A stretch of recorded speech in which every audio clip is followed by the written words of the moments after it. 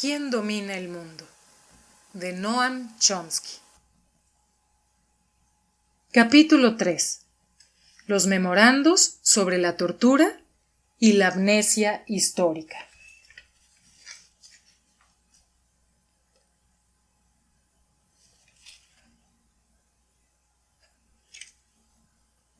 Los memorandos sobre tortura desclasificados por la Casa Blanca en 2008-2009 provocaron asombro, indignación y sorpresa.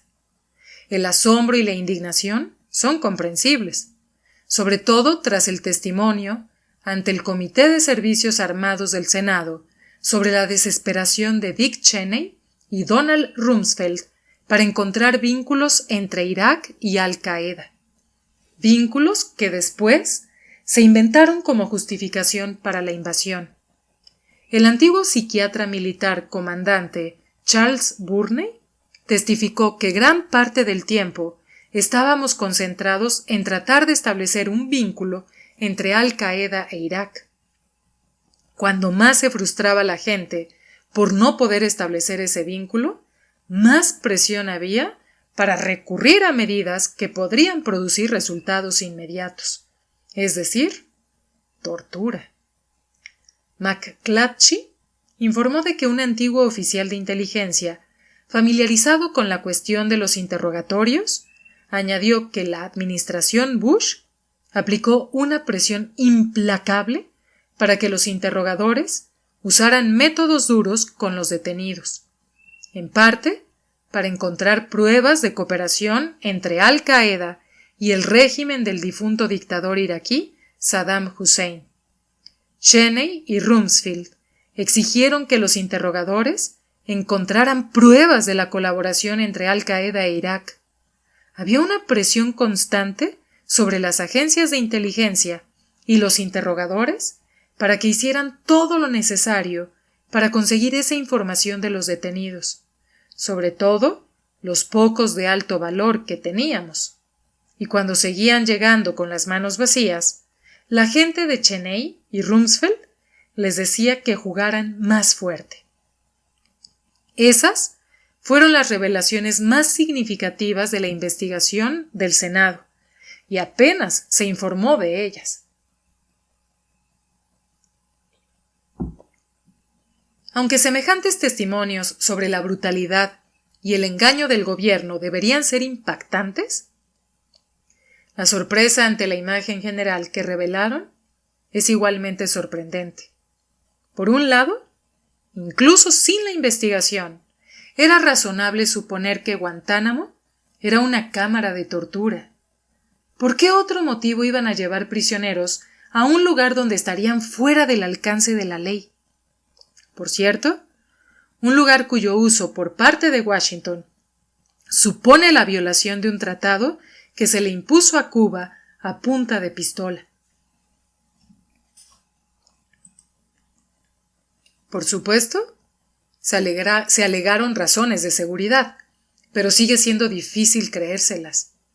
Las mismas expectativas plantearon los centros clandestinos y las prisiones secretas del gobierno de Bush, o para la interpretación extraordinaria, y se cumplieron. Lo que es más importante, la tortura se ha practicado de forma sistemática desde los primeros días de la conquista del territorio nacional y continuó utilizándose cuando las aventuras imperiales del Imperio Niño, como George Washington llamó a la nueva república, se extendieron a las Filipinas, Haití y otros lugares.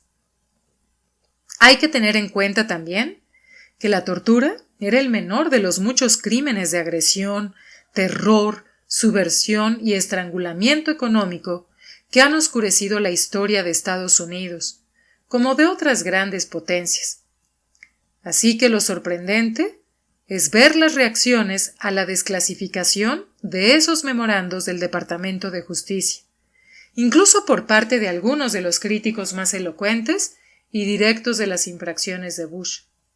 Paul Krugman, por ejemplo, escribió que éramos una nación de ideales y que nunca antes de Bush nuestros líderes habían traicionado tanto todo lo que nuestra nación defiende. Esa frecuente opinión refleja una versión muy sesgada, como mínimo, de la historia de Estados Unidos. De vez en cuando, se ha abordado con sinceridad el conflicto entre lo que defendemos y lo que hacemos. Un distinguido erudito que asumió la labor fue Hans Morgenthau, quien enunció la teoría de las relaciones internacionales realistas. En un estudio clásico publicado en 1964, en pleno esplendor de Camelot de los Kennedy, Morgenthau desarrolló la opinión de que Estados Unidos tiene un propósito trascendente: establecer la paz y la libertad en el país, y de hecho, en todas partes, porque el mundo entero se ha convertido en el terreno en el que Estados Unidos debe defender y fomentar su propósito. Pero como estudioso escrupuloso, también reconoció que el registro histórico era radicalmente inconsciente con ese propósito trascendente. No deberíamos llevarnos a engaño por esa discrepancia, aconsejó Morgenthau. No deberíamos confundir el abuso de realidad con la realidad en sí. La realidad es el propósito nacional, no logrado, que se revela por las pruebas de la historia como las refleja nuestra mente. Lo que realmente ocurrió era un abuso de realidad. Confundir el abuso de realidad con la realidad se parece al error del ateísmo, que niega la validez de la religión con argumentos similares. Una comparación acertada. La publicación de los memorandos sobre la tortura condujo a otros a reconocer el problema.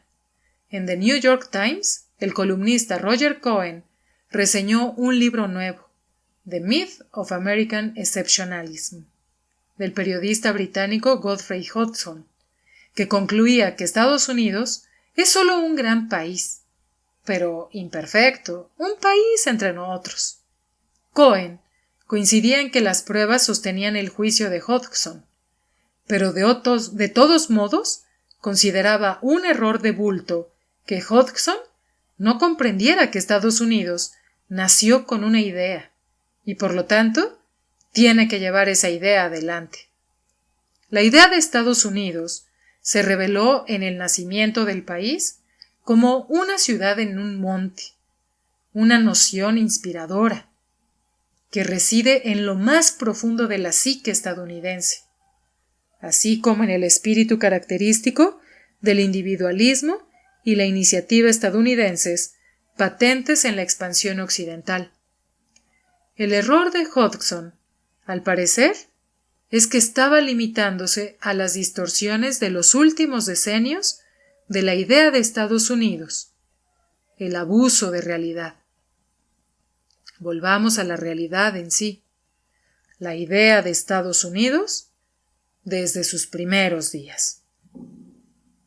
Venid y ayudanos.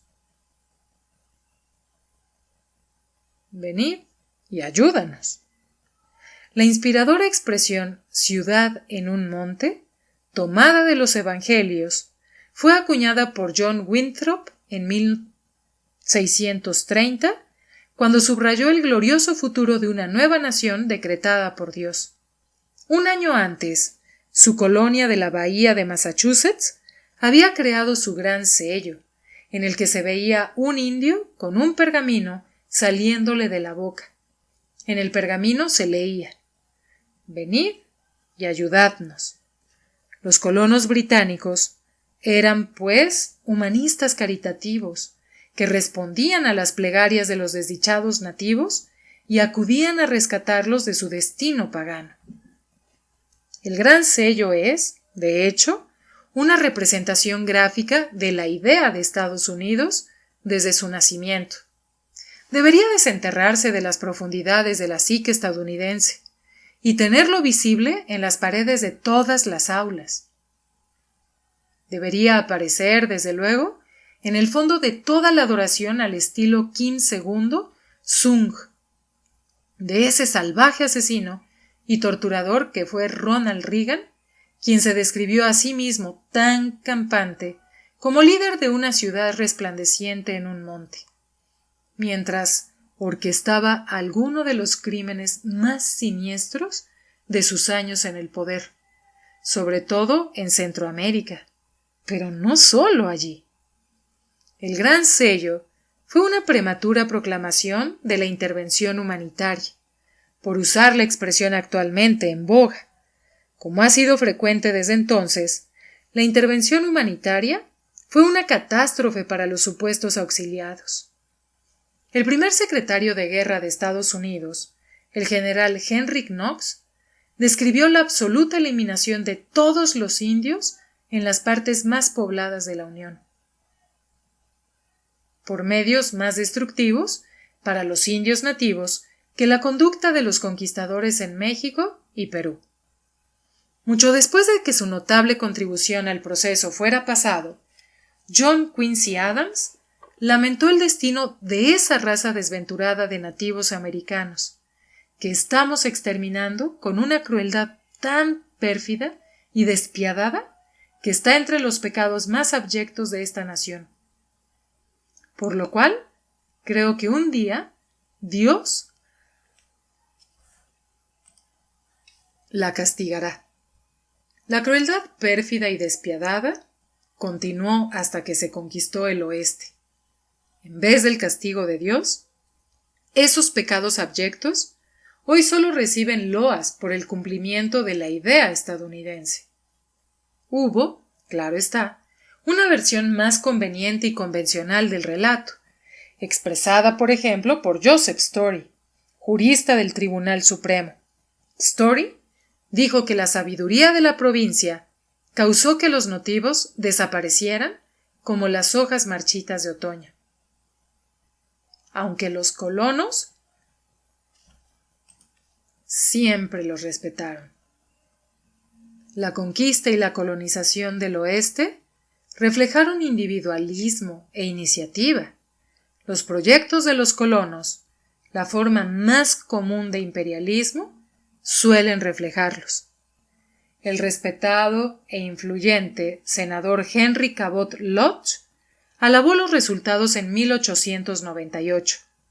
Para llamar a una intervención en Cuba, Lodge ensalzó nuestra historia de conquista, colonización y expansión territorial sin parangón en ningún otro pueblo del siglo XIX, e instó a que no se frene ahora, porque los cubanos también estaban rogándonos, en palabras del Gran Sello, que fuéramos y los ayudáramos. Su petición tuvo respuesta. Estados Unidos envió tropas, lo que impidió que Cuba se liberara de España y convirtió en la práctica la isla en una colonia estadounidense, y así continuó hasta 1959. Todavía quedó más patente la idea estadounidense en la destacable campaña, iniciada por el gobierno de Eisenhower casi de inmediato, para devolver Cuba al lugar que le correspondía. Guerra económica con el objetivo claramente articulado de castigar a la población cubana para que derrocara al desobediente gobierno de Castro. Invasión, la dedicación de los hermanos Kennedy a llevar el terror de la tierra a Cuba, frase del historiador Arthur M. Schlesinger, Jr., en su biografía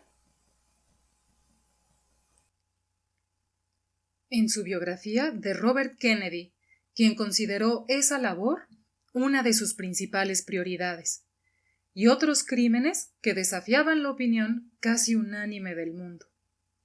Se suele ubicar el principio del imperialismo estadounidense en la toma de Cuba, Puerto Rico y Hawái en 1898, pero eso es sucumbir a lo que el historiador del imperialismo Bernard Porter llama la falacia del agua salada. La idea de que la conquista solo se convierte en imperialismo cuando cruza agua salada.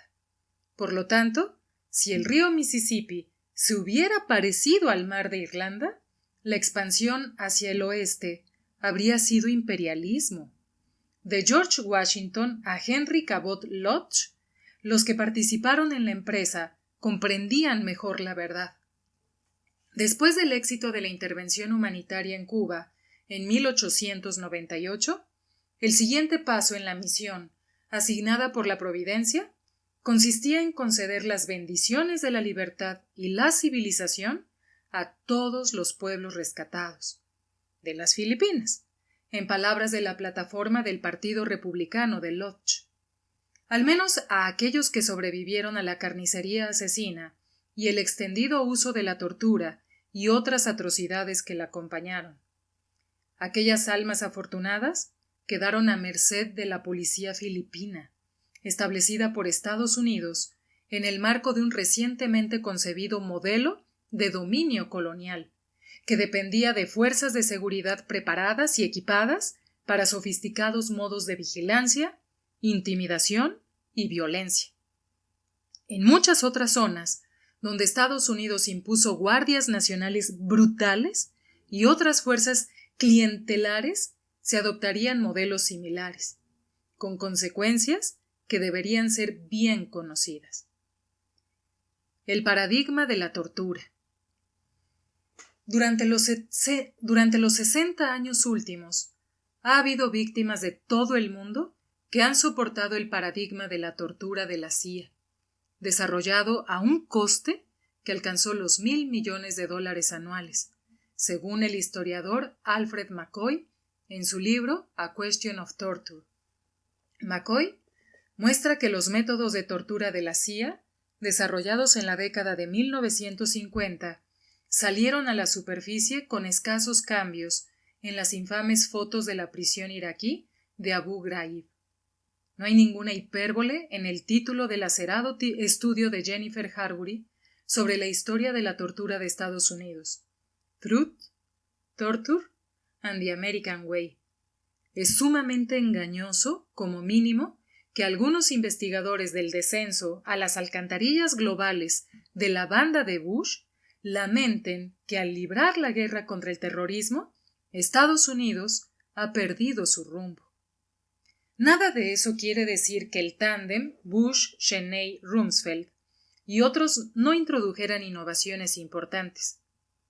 En la práctica común de Washington, es frecuente que la tortura no sea aplicada directamente por estadounidenses en sus propias cámaras de tortura establecidas por el gobierno, sino que se haya derivado a sucursales.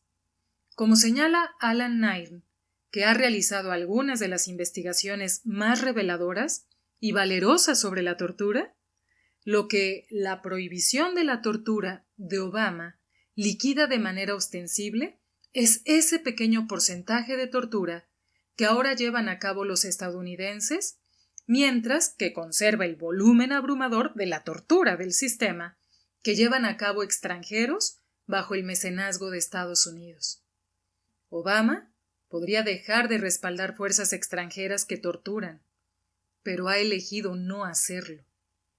Obama no eliminó la práctica de la tortura, observa Nairn, sino que simplemente la reubicó, ajustándola a la norma estadounidense, lo que a las víctimas les resulta indiferente.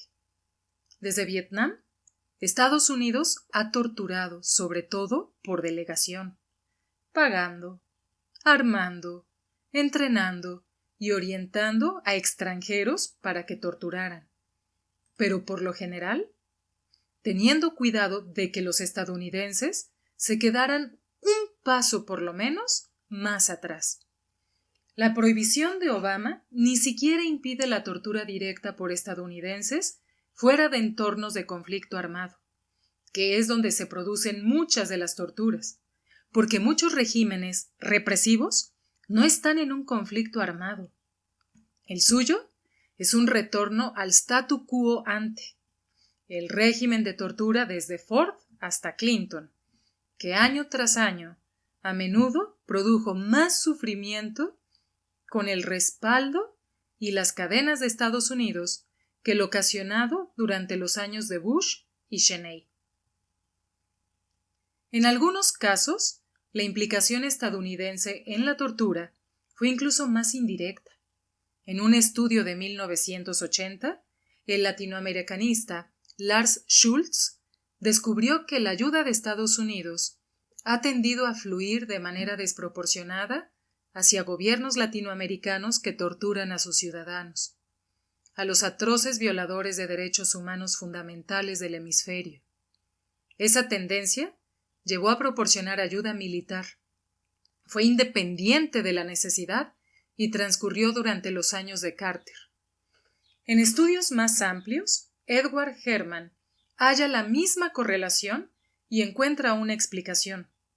No es sorprendente que la ayuda de Estados Unidos tienda a relacionarse con un clima favorable a operaciones comerciales, por lo general mejoradas por el asesinato de líderes obreros y campesinos y activistas por los derechos humanos, así como otras acciones semejantes que producen una asociación secundaria entre la ayuda y la atroz violación de derechos humanos.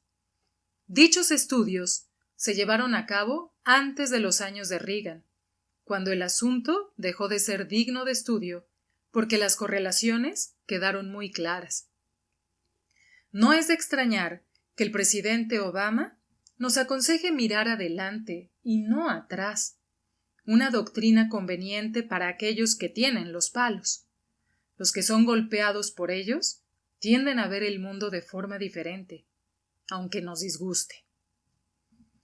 Adoptar las posiciones de Bush. Puede argumentarse que la puesta en marcha del paradigma de la tortura de la CIA nunca violó la Convención contra la Tortura de Naciones Unidas de 1984, al menos como la interpretó Washington. McCoy señala que el altamente elaborado paradigma de la CIA, desarrollado a un coste enorme en las décadas de 1950 y 1960, y basado en la técnica de tortura más devastadora del KGB, se ciñó sobre todo a la tortura psicológica, no a la cruda tortura física, que se consideraba menos eficaz para convertir a las personas en vegetales obedientes. McCoy escribe que la administración Reagan revisó con atención la Convención Internacional contra la Tortura con 4 detalladas reservas diplomáticas concentradas en solo una palabra en las 26 páginas impresas de la Convención. La palabra psicológica. McCoy continúa. Estas reservas diplomáticas, intrincadamente construidas, redefinieron la tortura, tal como la interpretó Estados Unidos, para que no se consideraran dentro de ella la privación sensorial y el dolor autoinfligido, las mismas técnicas que la CIA ha refinado a tan elevado precio. Cuando Clinton envió la Convención de la ONU al Congreso para su ratificación en 1994, incorporó las reservas de Reagan. Por consiguiente, en la interpretación estadounidense de la Convención de la Tortura, el presidente y el Congreso eliminaron el núcleo del paradigma de la tortura de la CIA. Y esas reservas, observa McCoy, se reprodujeron literalmente en la legislación nacional promulgada para dar fuerza legal a la Convención de la ONU.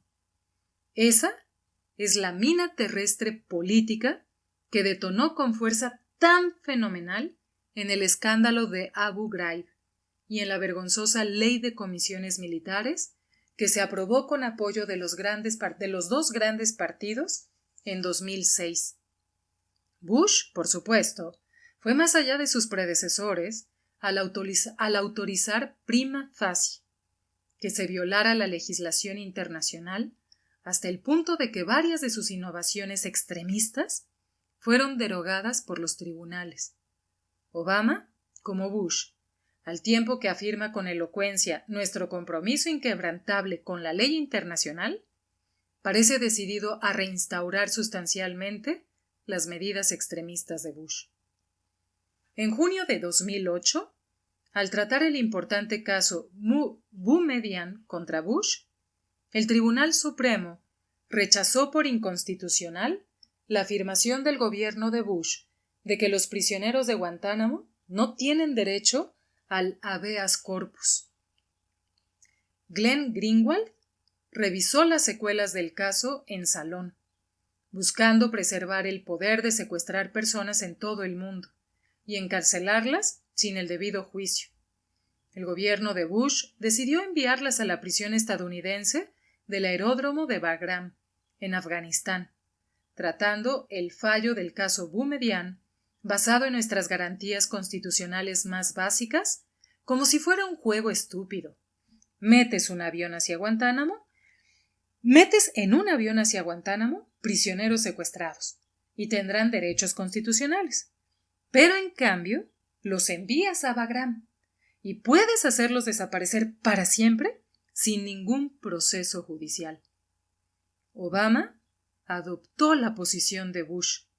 Se presentó un escrito en el Tribunal Federal que, en 2 puntos, declaraba que adoptaba la teoría más extremista de Bush sobre la cuestión, con el argumento de que los prisioneros enviados a Bagram desde cualquier parte del mundo, en el caso en cuestión yemeníes y tunecinos capturados en Tailandia y en los Emiratos Árabes Unidos, pueden ser encarcelados de manera indefinida sin derechos de ninguna clase, siempre que se los tenga en Bagram y no en Guantánamo. Madres. Poco después, un juez federal nombrado por Bush rechazó la posición de Bush-Obama y dictó que la lógica del caso Boumediene se aplica hasta sus últimas consecuencias, tanto en Bagram como en Guantánamo. El gobierno anunció que apelaría al fallo, lo que situaba el Departamento de Justicia de Obama, concluye Greenwald, a la derecha de un juez pro poder ejecutivo y extremadamente conservador, nombrado por George W. Bush en cuestiones de poder ejecutivo y detenciones sin proceso legal, lo que se contradice radicalmente con las promesas de campaña y las anteriores posiciones del presidente. El caso Rasul contra Rumsfeld parece seguir una trayectoria similar. Los demandantes acusaron a Rumsfeld y otros altos cargos de ser responsables de su tortura en Guantánamo, a donde los llevaron tras ser capturados por el señor de la guerra uzbeco Abdul Rashid Dostum. Los demandantes aseguraron que habían viajado a Afganistán para ofrecer ayuda humanitaria. Dostum, un notorio matón, era entonces dirigente de la Alianza del Norte, la facción afgana apoyada por Rusia, Irán, India, Turquía, los estados de Asia Central y Estados Unidos, cuando atacaron Afganistán en octubre de 2001. Dostum los entregó a la custodia de Estados Unidos, supuestamente a cambio de una cuantiosa suma. El gobierno Bush intentó que se sobreseyera el caso.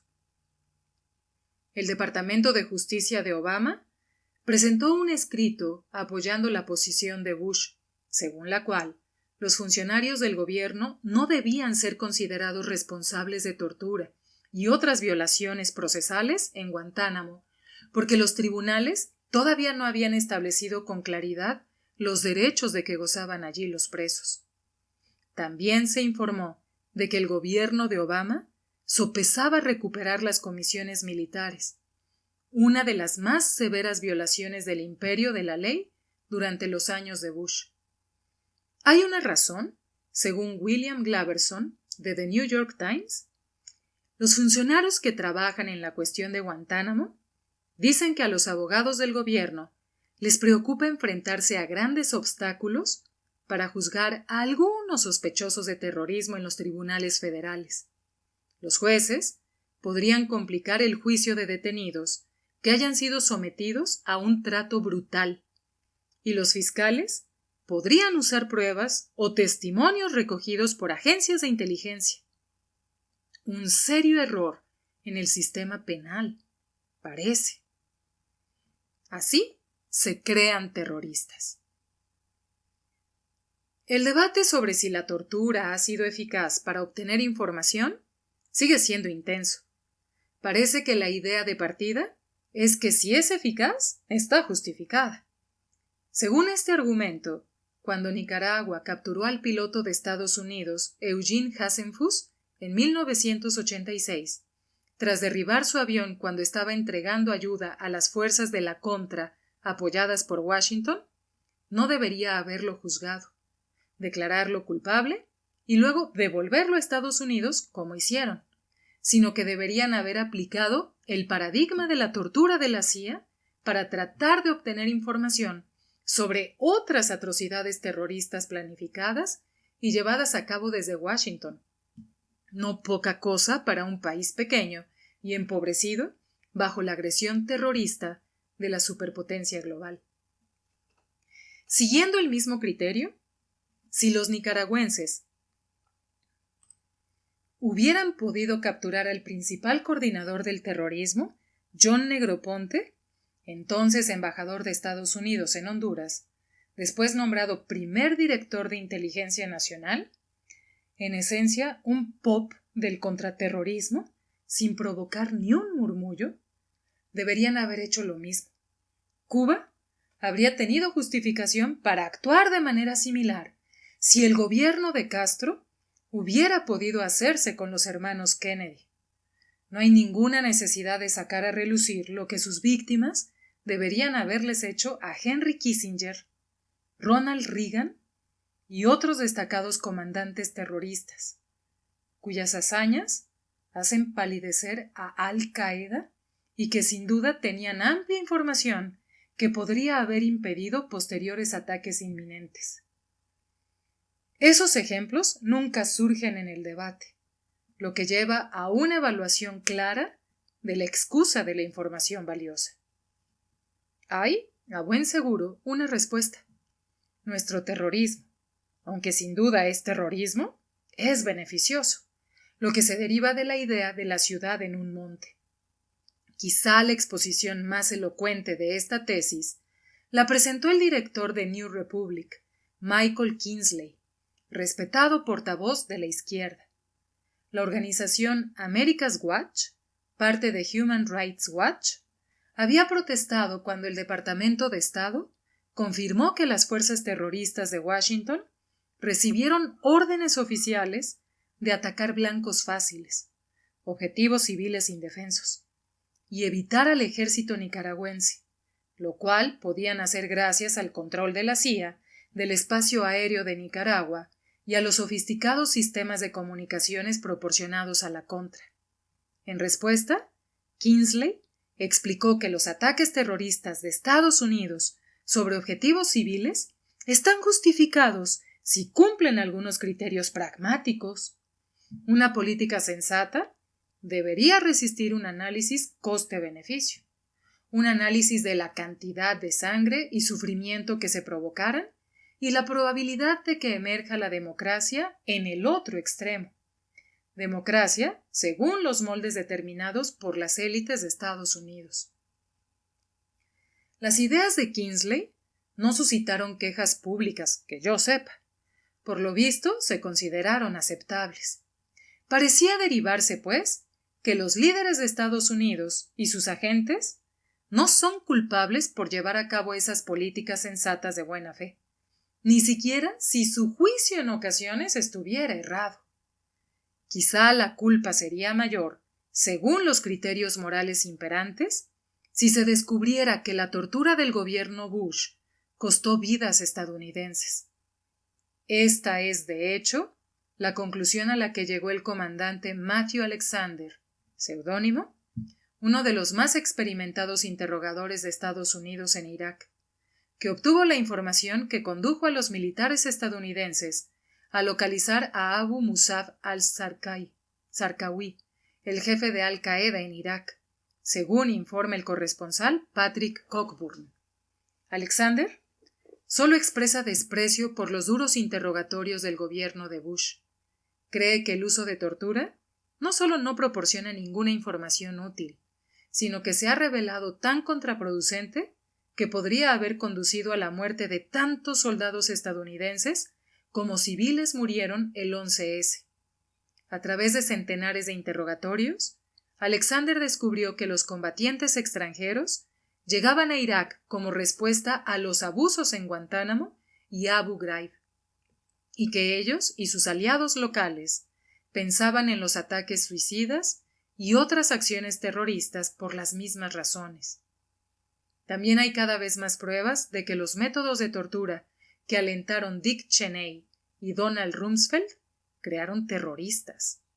Un caso estudiado cuidadosamente es el de Abdallah al-Hachmi, encerrado en Guantánamo bajo la acusación de participar en 2 o 3 escaramuzas con la Alianza del Norte. Terminó en Afganistán porque no pudo llegar a Chechenia para combatir contra los rusos. Después de 4 años de trato brutal en Guantánamo, fue devuelto a Kuwait. Más tarde, logró llegar a Irak y en marzo de 2008 estrelló un camión cargado de explosivos en un complejo militar iraquí. 13 soldados iraquíes y él mismo murieron en el acto de violencia más atroz cometido por un expreso de Guantánamo, según The Washington Post. Su abogado dijo que era el resultado directo de su encarcelamiento abusivo, como esperaría una persona razonable. Estadounidenses no excepcionales. Otro pretexto habitual para ejercer la tortura es el contexto, la guerra contra el terrorismo que Bush declaró después del 11S, un crimen que convirtió el derecho internacional tradicional en pintoresco y obsoleto. Eso le aseguró a George W. Bush, su asesor legal, Alberto González, que después fue fiscal general. La doctrina fue ampliamente reiterada de una forma o de otra en debates y análisis. Sin duda, el atentado del 11S fue único en muchos aspectos. Uno es a donde apuntaban las armas. Por lo general apuntan hacia el otro sentido. De hecho, fue el primer ataque con consecuencias en el territorio de Estados Unidos desde que los británicos incendiaron Washington, D.C. en 1814. La doctrina imperante del país se denomina en ocasiones excepcionalismo estadounidense. No es nada de eso. Probablemente se trata de algo casi universal entre las potencias imperiales. Francia reivindicó su misión civilizadora en sus colonias cuando el ministro de la guerra llamaba a exterminar la población indígena de Argelia. La nobleza británica era una novedad en el mundo, declaró John Stuart Mill al instar a que ese poder angélico no se retrasara más y acabara la liberación de la India. El ensayo clásico de Mill sobre la intervención humanitaria se escribió poco después de que se revelaran públicamente las atrocidades británicas cometidas durante la represión de la rebelión india de 1857. La conquista del resto de la India fue en gran medida un intento de obtener el monopolio del comercio del opio para la colosal empresa de narcotráfico del Reino Unido, de lejos la mayor en la historia del mundo, y concebida principalmente para obligar a China a aceptar los productos manufacturados británicos. De manera similar, no hay razón para dudar de la sinceridad de los militaristas japoneses en la década de 1930, que estaban llevando un paraíso terrenal a China bajo su beneficiosa tutela al perpetrar la masacre de Nanking y sus campañas de quema todo, saquea todo, mata todo, en el norte rural de China. La historia está repleta de episodios gloriosos similares. No obstante, mientras tales tesis excepcionalistas siguen estando firmemente implantadas, las revelaciones ocasionales del abuso de realidad pueden resultar contraproducentes, ya que solo sirven para ocultar crímenes terribles. En Vietnam del Sur, por ejemplo, la masacre de My Lai fue una simple nota al pie de las enormes atrocidades de las acciones de pacificación de Washington que siguieron a la ofensiva del Tet. Tales atrocidades pasaron desapercibidas, ya que la indignación en ese país se concentró en gran medida en ese único crimen. El Watergate fue sin duda criminal, pero el furor que generó desplazó crímenes incomparablemente peores en el país y en el extranjero, incluido el asesinato organizado por el FBI del militante negro Fred Hampton, como parte de la infame represión del COINTELPRO, así como el bombardeo de Camboya, por mencionar solo 2 ejemplos atroces. La tortura ya es bastante horrible. Las invasiones de Irak fue un crimen mucho peor. A menudo las atrocidades selectivas cumplen esa función. La amnesia histórica es un fenómeno peligroso, no solo porque mina la integridad moral e intelectual, sino porque también siembra el terreno para crímenes subsiguientes.